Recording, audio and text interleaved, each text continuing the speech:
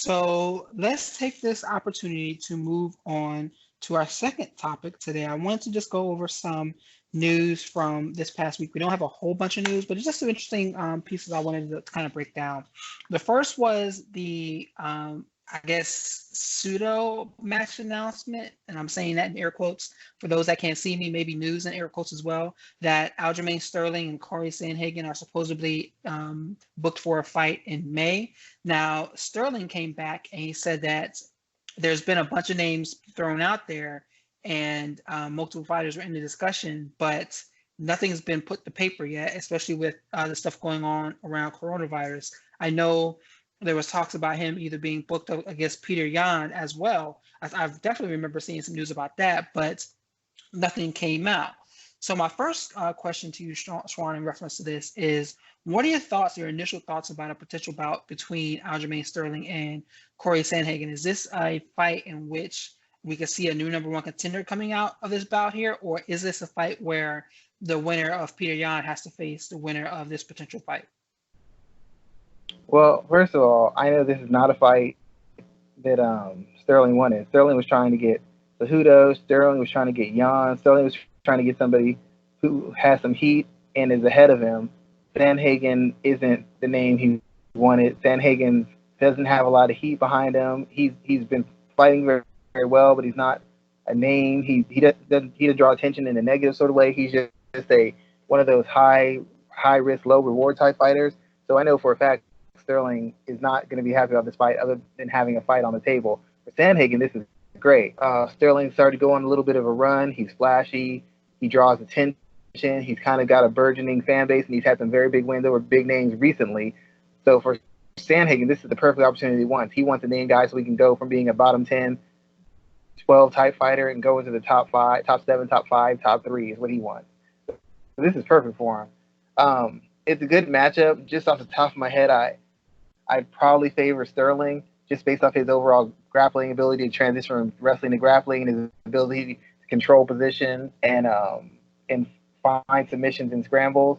And his striking seems to have gotten good enough where now he can actually be in boxing range and not be essentially a target. He can get off offense. He could always work at long range, but now he can fight in that mid range, which allows him to exit mid range safely and go from mid range into those clinches for those body lock takedowns or work from the clinch safely instead of getting stuck in between and getting beat up.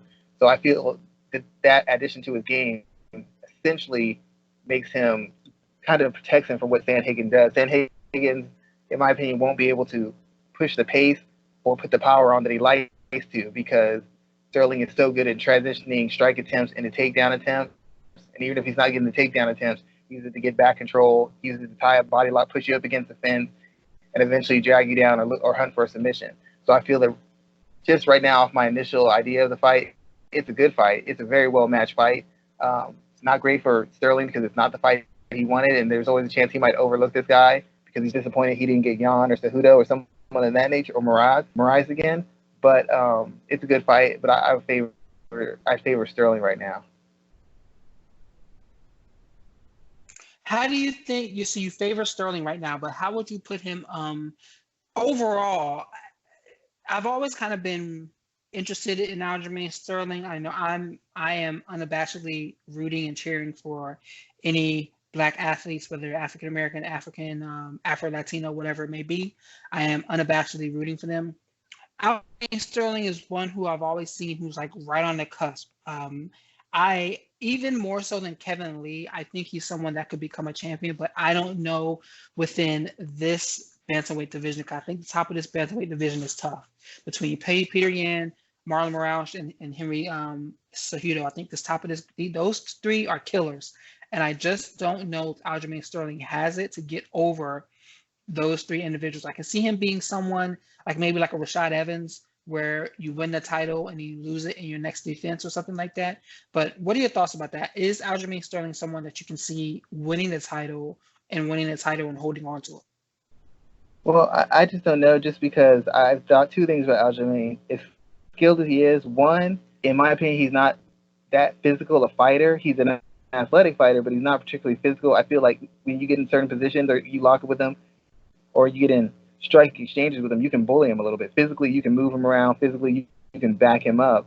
And then secondly, I've never thought that he was I never thought he was a particularly durable fighter. Like that's why he always used to fight at long range, not just because he lacked the skill at mid range, but the fact of the matter is when he got in mid range, due to his defensive issues, when he got into exchanges and guys would touch him, he would visibly kind of flinch or he would visibly wince when he got hit. And he's facing guys who weren't even necessarily big punchers, but they would get to him with the strikes. And I don't know if it was a mental thing or just physically he can't take it, but he would take his foot off the gas. He would get real defensive. He would start trying to avoid exchanges. And once you try to essentially cut one aspect of your game off, you basically giving the guy free range to attack you in a certain aspect because you're not even engaging him in some place. You don't have to match someone, but you have to be willing to engage him in all ranges. And for years, Aljamain has been intent on disengaging from the mid range or from boxing range because he physically can't. He doesn't seem to be able to take the shots as well. So in between his issues with being physically bullied and his issues with, in my opinion, durability, I don't see how he holds on to the title. There's too many guys who've got comparable athleticism to him who can land one or two big shots and back him off or hurt him and get to positions where they could physically impose their will on him in the division. There's too many guys who can do that to him. He's got the skill to neutralize him, but when you physically can get bullied, it takes away some of the advantages the skills have. It kind of limits your athleticism. And when you can't take the punishment, that means you have to fight essentially clean fights, perfect fights for you to win and win impressively. And no fighter fights perfect fights. They're going to take a shot. They're going to take a knee. They're going to take a kick to the body. They're going to take a couple punches. And once he takes a certain level of punishment, he seems to go defensive and stop trying to win and start trying to survive. And against a Cejudo, against a Marlon Moraes, against a Peter Yan, I don't know if that works. Hell, I think if Uriah Faber fought him, I'm pretty sure he would beat him. But I think there'd be moments where Faber could get to him. And if Faber hits him clean, Faber can still punch. Faber hits him on one or two shots clean. I don't know that he doesn't turn the direction of the fight enough where he could take over the fight and impose his will on him. Not saying it's very likely, but Sterling still isn't a guy who I consider to be physically durable, and he's still not a guy who I consider to be physically overwhelming. And in a weight class with so many guys who are durable, are explosive, and have a certain amount of physicality, I don't see how he navigates through them consistently if he got the title to hold it. If he got the title, I could see him winning the title.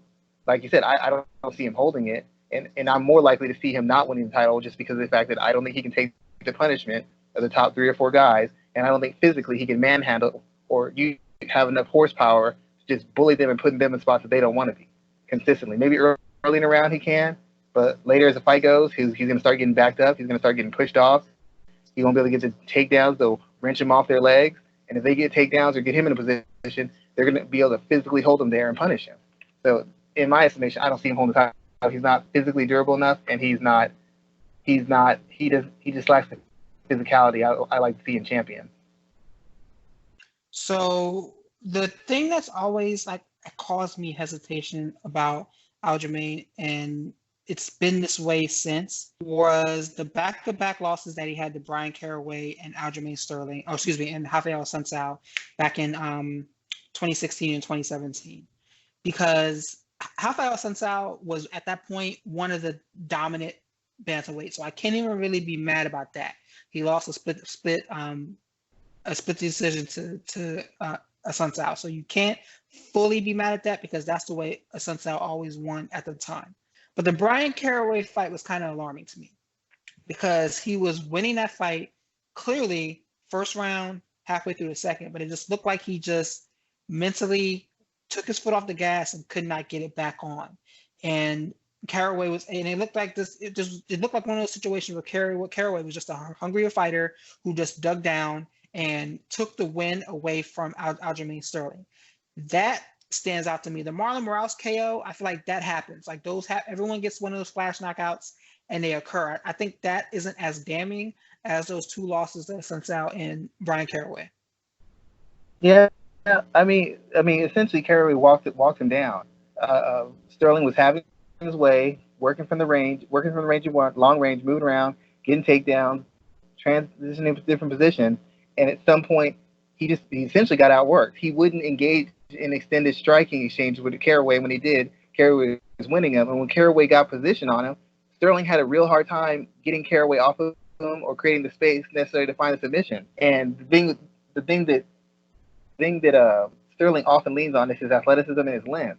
And the fact that's the first thing. Second thing, he's such a good transitional grappler. He's such a good positional grappler. But against a guy like Caraway's been around long enough. He's seen it all. He's done it all. There's not a big enough gap in skill for you to just outclass someone like Caraway. So basically, all Caraway had to do, the skills were a wash.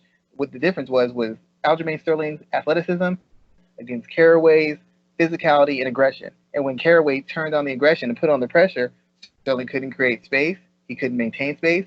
He couldn't change positions. He couldn't dominate position. And basically, all that happened was Caraway refused to accept the positions that Aljamain put him in, and he had enough skill to survive them, navigate them, and put Sterling in positions that he didn't like.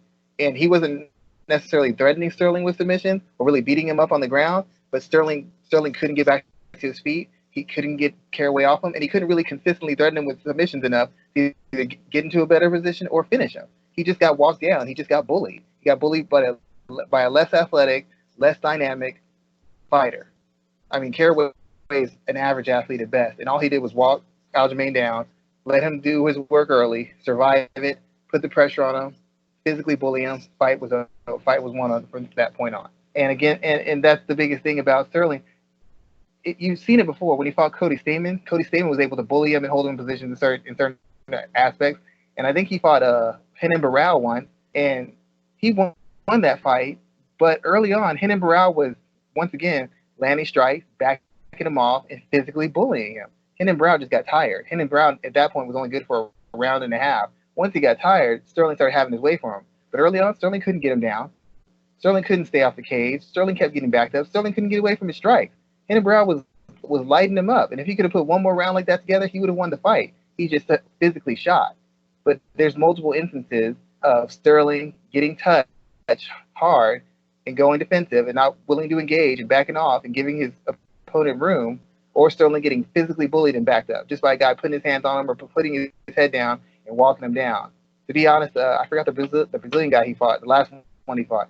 Same thing happened there. Early on, Sterling's taking control. He's beating him up, landing hands on him. He takes a couple shots. All of a sudden, Sterling's defensive. The guy starts putting his hands on him, starts backing him up, starts defending takedowns, and Sterling can't do anything with them. He just routinely has had issues with durability, and he routinely had issues with physicality. And against the best of the best in the division, those issues are always going to exist. Even against Sandhagen, those issues exist. Sandhagen's perfectly capable of landing something big on him. I'm just thinking at this point, Sterling's got enough seasoning and awareness to navigate that and handle it well. And I don't think Sandhagen has the physicality to control him. But it's not beyond the realm of believability for Sandhagen to land a big shot, turn the nature of the fight, and just walk Sterling down. It's been done before.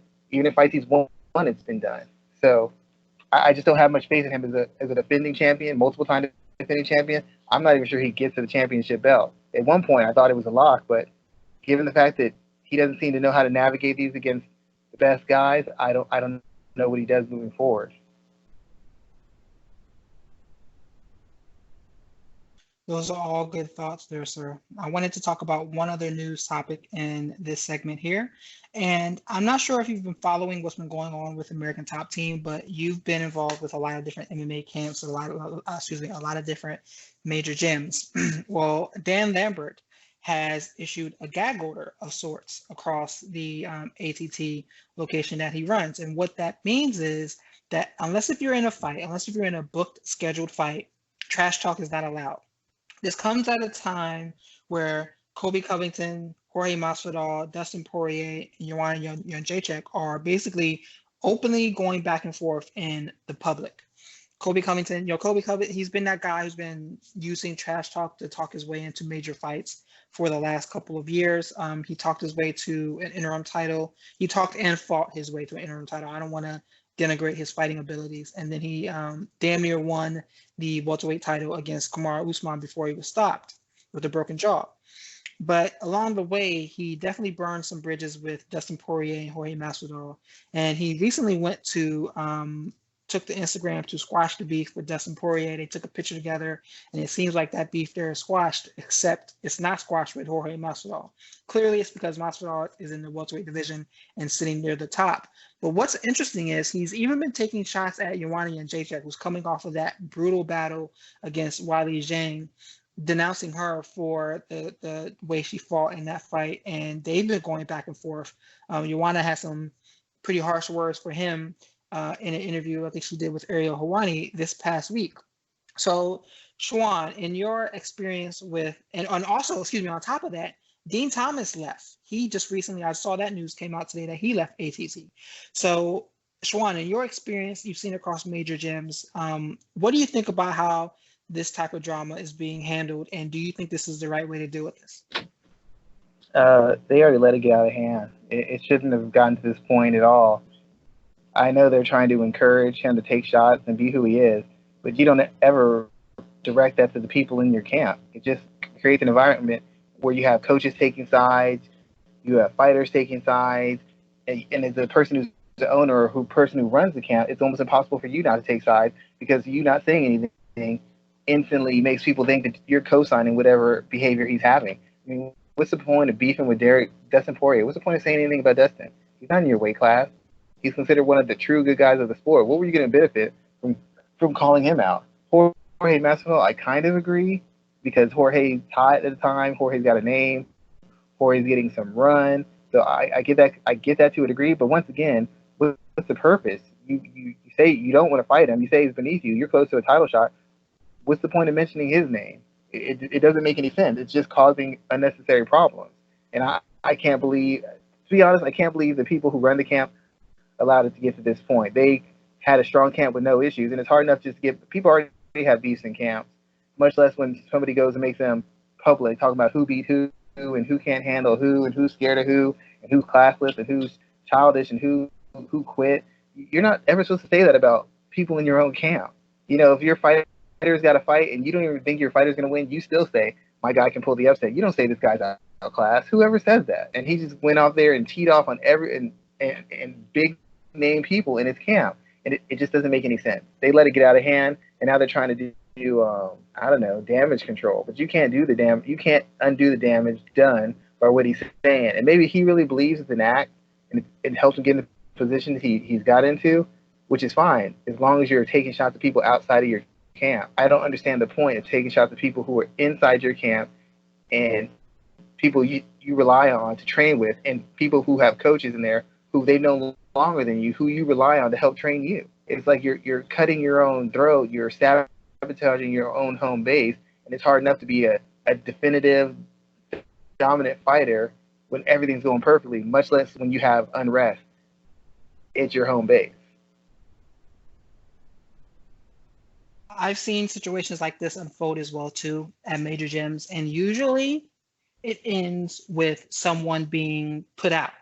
Why haven't we seen a situation where someone's been put out of ATT yet? I'm assuming because everybody's been there so long. I'd like to say it's because they've been there so long, and they want to empower the fighters, and they don't want it to be too rash, and they don't want anybody to have to leave unnecessarily. The less moral part of me or kind part of me says they're just doing it because it's money. If Colby was just some slack-jaw prelim fighter, I'm sure he wouldn't be there. Dustin Poirier was never going to get kicked out of ATT. He's been carrying the flag for them and representing them very well. Jorge Masvidal is on his hottest streak ever. He's somewhat of a big name, even if he's not a Conor McGregor type name. He draws interest. He draws attention. He's as big as he's ever been. They're finally starting to reap the rewards of the entire time they've had him and been developing him. I'd assume that's why it is. I mean, even now he's saying, I'm going to put my foot down. I'm going to send somebody packing. I'm going to have to see someone get sent packing before I believe that. Send somebody packing. You can say that all you want, and you have to hope those people will fall in line. But if they don't fall in line, they make an argument or they make a discussion. If I recall in the article, he said next person who says something is gone. And then Joanna Jędrzejczyk has an article on a website saying stuff about Colby. So is she gone? Is she no longer part of ATT? Is that what's going on here? If it is, that's cool. I mean, he stood by his word. He made a stand and he stood by it. But if she gets the slide to go, well, she made this before I made that statement, or that was an old article. You didn't say old article. You said if anybody had anything else come out about a fighter at ATT, they were gone. So she should be gone, right? I mean, I think the only reason why she said anything is because she was basically attacked first. So, I mean, yeah, I mean, you Yeah, brought but up a good point. he said it's supposed to be done. He said it. So if somebody says there's no fighting rule, somebody punches you in the face and you swing back, y'all are both gone because there's no fighting. The minute you re-engage, that turned from an assault into a fight. So if you're going to go by the letter of the law, you go by the letter of the law. That's why you don't make public statements like that. You tell people individually, you tell a group, and then you let them handle it, and then you can start slicing people. When you don't have any, you can either slice people or not slice them because you haven't put that pressure on yourself. When you publicly say, hey, this has to be what it is, this is what's going to happen, or else, and then someone goes against it, you don't back. If you don't carry through that, maybe not. Maybe the people in your group understand. Maybe they're okay with it, but it's going to be hard for the rest of us to take you seriously. Like I said, it just should never have gotten to this point. If he wants to take shots at people and be tacky and classless and put on this act, well and good. You don't do that to your own camp. Conor McGregor talks trash, but you don't see him bash Artem Lobov. Nick Diaz and them talk trash about cheaters and drug cheats, right? Jake Shields failed the test. Did Nick ever go after him? Did Nate ever go after him? No. Lots of guys complain about drug cheats and people who get chances they don't deserve, and people who get title shots they don't deserve, and people who are poster boys and poster girls, while they have fighters who that description applies to in their camp, but they never direct that towards their own camp. So he broke through. He bit the hand that fed him. You know what I mean? Yeah. It's all to it. It's like having a girl. All these girls are tricks and hoes. My wife used to be one of them. Why would you say that? It's unnecessary. Shut up. You don't bring it home. All these other girls are hoes. If your husband, all these other dudes are dogs. My man's perfect. We all know he's not, but you don't say he's a dog. You don't do that to him. You don't bring that heat into your house. And it made for interesting storylines, but as we look at the rating, Colby was never a big star or pay-per-view, butts and seats otherwise. So he did all this damage to his career, because as soon as he cools down, Colby Covington's going to have problems in mixed martial arts. This act will not go on when you're losing. So as soon as he cools down, he is going to have. He goes on a losing streak, he might be out of the promotion. So he did all this damage to his career and his standing and people's view of him. And to my knowledge, he might have made good money, but he's not happy with the money. Otherwise, he would have been arguing about paydays with the UFC. And he's not happy with his standing, which means his ratings aren't high enough. So he did all this for what? To get a belt that was deemed worthless and to lose the title fight? He could have did that without all this trash talk, to be quite honest. Let me ask you a question. Who would you kick somebody out, and if so, who? I mean, being as I don't have to pay anything and I don't have to deal with the consequences of this, the issue would have been Colby. Colby would have had to either get stuck or Colby would have had to get kicked out. That's the issue. He's the problem. He's initiating this, and he's routinely initiating it. That's the problem. He's saying these things. He's calling people out, people who are not in his weight division. He's calling out female fighters in his own camp. What sense does that make? I mean, just the Brazilian thing alone, I might have had to be like, look, dude, you can't say that. You can't say that, man. I mean, maybe the Brazilian people in the fighter camps were okay, but let him have fought a black fighter and say you're all a bunch of black animals. Problems, dude. Yeah, there have been some problems over that. True problems over that one. I can't understand the Brazilians, to be honest. I said I can't believe it was okay with the Brazilians. I can't believe it's he's just trying to make it interesting. What? It's just good old Kobe being Kobe. Yeah. What world do you live in where that's acceptable? Because if anybody else says it, I'm going to kill him. Dude, your own fighter said that. Or somebody trash talks Dustin's going to be like, well, I took that personal. Why? You didn't take it too personally when Kobe said it to you? You didn't do nothing when Kobe said it to you. Kobe said it to you. You see him every day. Kobe said that about you. Why didn't you do something then? Mm-hmm. That's ridiculous. Very true there, sir. Very true. It is much. I'll tell you one thing. He didn't talk crazy about King Mo, though. Oh, hell yeah! Like there's people you can fuck with, and there's people you better not fuck with. King Mo definitely is one of the latter. I'm telling you, he's like, I'll say whatever I want to say about it. Well, say something about everybody. And I know King Mo's cool, everybody gets along with him. But if we were going to put that to the test, just say something crazy about him. Just go ahead, say anything. Let's see what happens. It wouldn't be all this. Nah, it's cool. He's just being. Next time I see him, it'd just be a problem. So you talk crazy to people who will allow you to talk crazy. So he knows who he's going to.